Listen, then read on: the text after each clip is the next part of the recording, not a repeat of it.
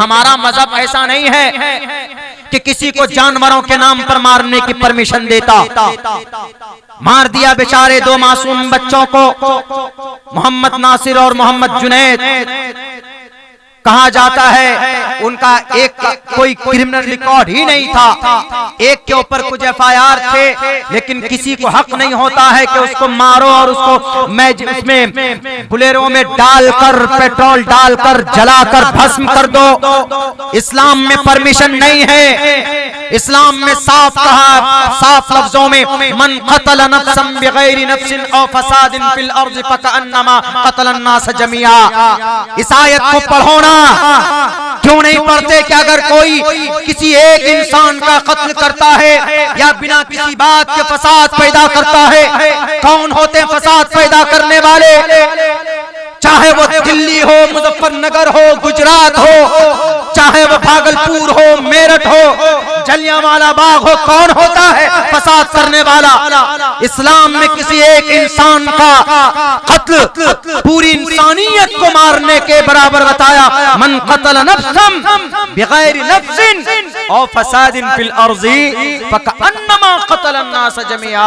किसी इंसान को बिना किसी बात के मार देना, जानवर के नाम पर मार देना, जानवरों की कीमत ज्यादा हो जाए, इंसानों की कीमत कम हो, ऐसे वक्त में अगर कोई किसी इंसान को मारता है, अल्लाह फरमाता है उसने पूरी इंसानियत को मार दिया, उसने पूरी इंसानों को कत्ल कर दिया। अरे अल्लाह के नबी फरमाते हैं कि तुम्हारे पड़ोस में अगर कोई तुम्हारा कोई पड़ोसी कोई भी हो, अगर तुमसे वो परेशान है तो सुन लो, तुम 5 वक्त की नमाज भी पढ़ते हो तो तुम जन्नत नहीं जा सकते। ला यदखुलुल जन्नह मन ला यअमनु जारुहु बवाइक़हु। यह हदीस पढ़कर क्यों नहीं सुनाते?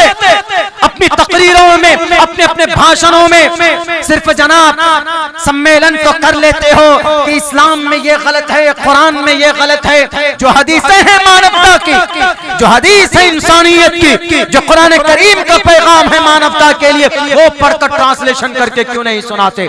इसीलिए ये दोहरी पॉलिसी बंद करो। ये देश सबका है, सब मिलजुल कर रहो। आप पढ़ो गायत्री मंत्र, कोई एतराज नहीं। इस्लाम पढ़ेगा सूरह फातिहा, मुसलमान कोई दिक्कत नहीं। हिंदू भाई पढ़े भूत जब उनको चढ़ जाए तो आसेब और भूत से दूरी हासिल करने के लिए जय हनुमान ज्ञान गुण सागर, जय कपीसते हो लोको उजागर, रामदूत अतुलित बलदामा, अंजनी पुत्र पवन सुतनामा। कोई दिक्कत नहीं है। क्यों? भारत के संविधान का आर्टिकल नंबर 25 हमें कहता है कि freedom of conscience and free profession and practice and propagation of the religion. अपने अपने धर्म के हिसाब से हर कोई यहाँ सजदा भी करे, पूजा भी करे, भजन भी करे और गुरुद्वारे में भी जाए, कलीसा में भी जाए, चर्च में भी जाए, किसी को कोई एतराज नहीं होना चाहिए। अगर आप अच्छे हैं, आप ईश्वर के सच्चे भक्त हैं, आपका कॉन्सेप्ट अल्लाह के नजर में कबूल, तो आप जन्नत। अगर हम अच्छे, हम सच्चे हैं तो हम जन्नत जाएंगे। लेकिन खुदा के वास्ते धर्म के नाम पर, जानवरों के नाम पर इंसानों का कत्ल मत करो, वरना बड़ा मुश्किल हो जाएगा बेड़ा पार होना कल कयामत में ईश्वर और परमात्मा के सामने में।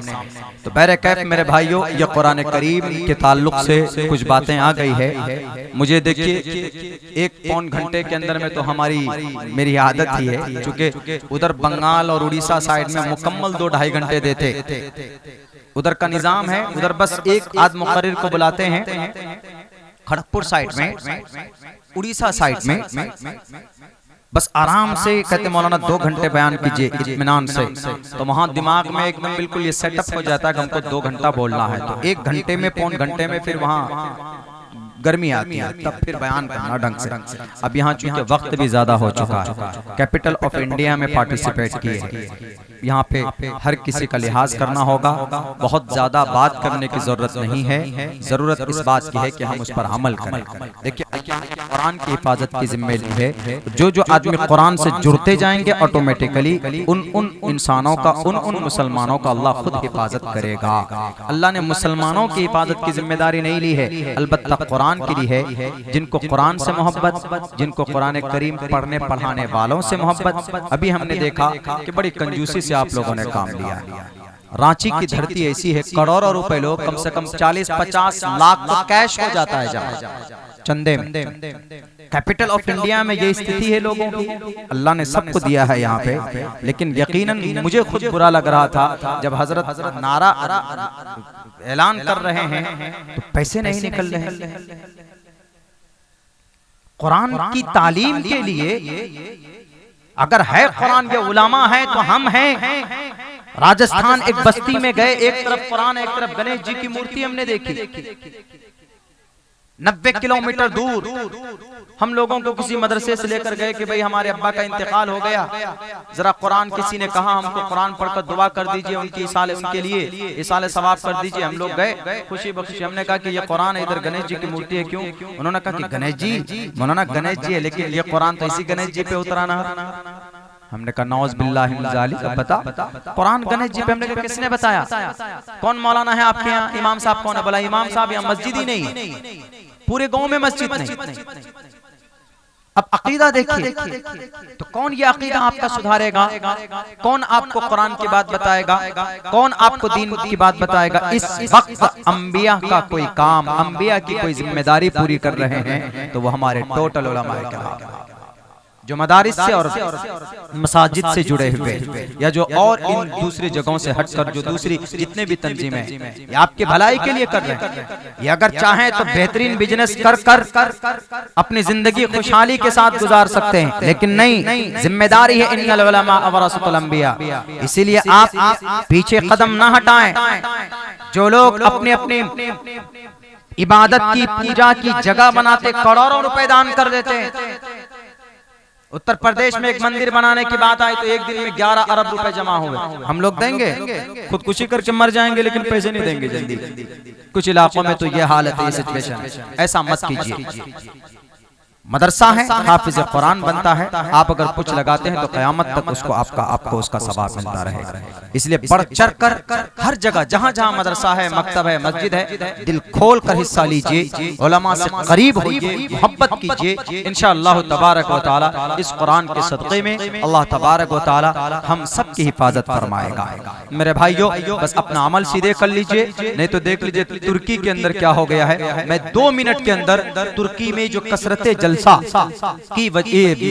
जलजला की वजह से जो वहाँ की टेक्टोनिक प्लेट जो हिली है, कुरान का अकीदा तो ये होता है, हमारा अकीदा ये है कि अल्लाह जब नाराज होता है, जब गुनाह कसरत से बढ़ जाते, 3 गुनाह, एक शराब और एक जिना और एक गाना रिलीज होताने के फौरन नौजवानों के मोबाइल में पहुंच जाते, बेशरम रंग लूट ली महफिल, फौरन सुनने लग जाते।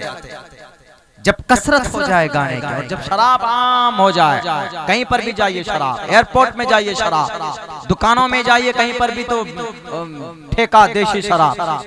गनीमत है हमारे बिहार के अंदर नहीं है, बैंडेड है, लेकिन चोर गली से वहाँ पे भी मिल जाती है। कोरेक्स ये सब वहाँ पीते हैं बच्चे वहाँ पे भी, लेकिन फिर भी बात समझ में आ गई। अल्लाह के नबी जो 1450 साल पहले बताए थे कि लोगों शराब मत पियो, अब बात आहिस्ते आहिस्ते समझ में आने लगी।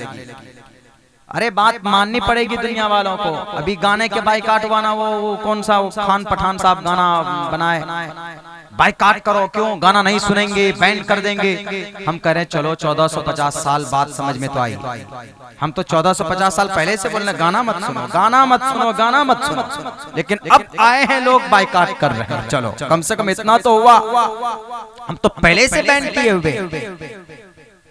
मेरे भाइयों, मेरे साथियों, जब ये 3 गुनाह हो जाए, आयशा फरमाती हैं, तो अल्लाह तबारक व तआला फिर ज़लज़ला बर्पा करेगा। लेकिन साइंस के एतबार से क्या कहना है कि ये जमीन 7 टेक्टोनिक प्लेट में बटी हुई है।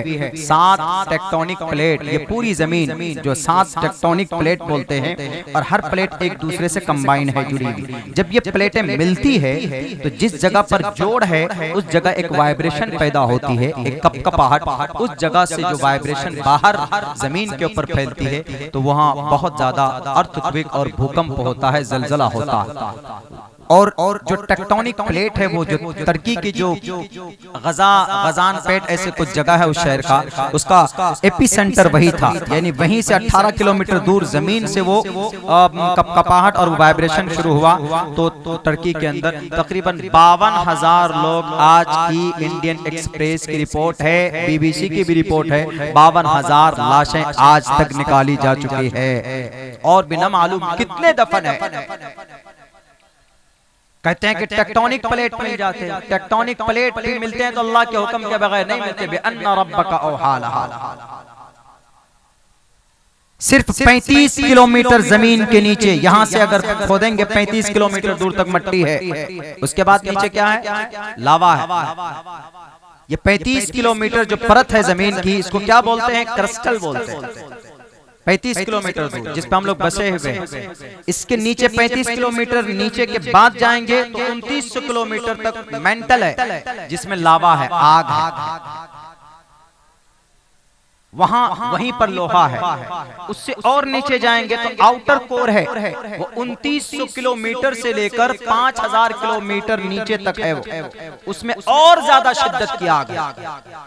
उससे नीचे जाएंगे, चौथा तह जो है वो इनर कोर है, जो 5500 किलोमीटर से लेकर 7500 किलोमीटर तक है, और सबसे ज्यादा सख्त लावा और आग वहीं पर है, और अल्लाह ने सबसे ज्यादा लोहा वहीं पैदा किया है। वअनज़लनल हदीद फी बासिन शदीद।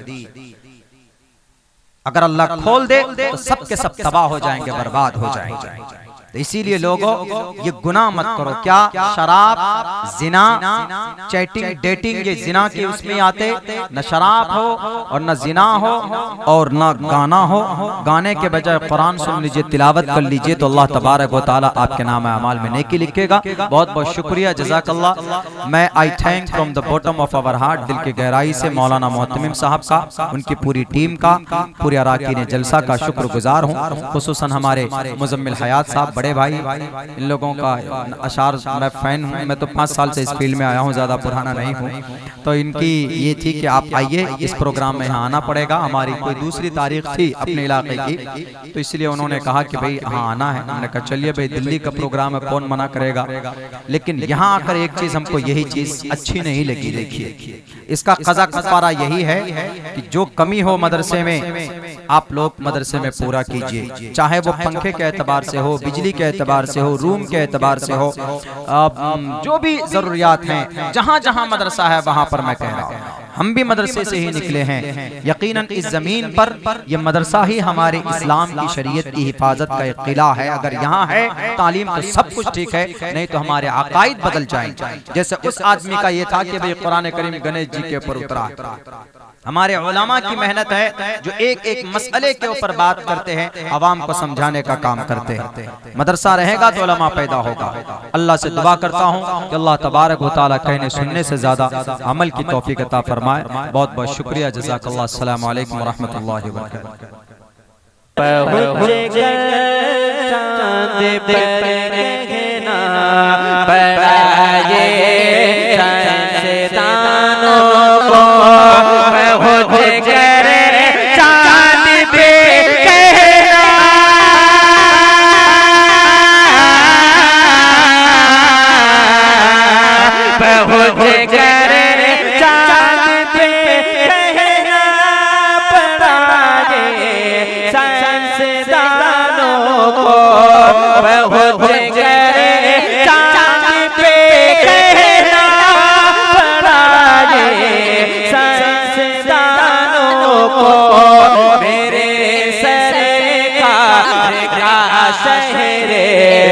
मदीना जगमगा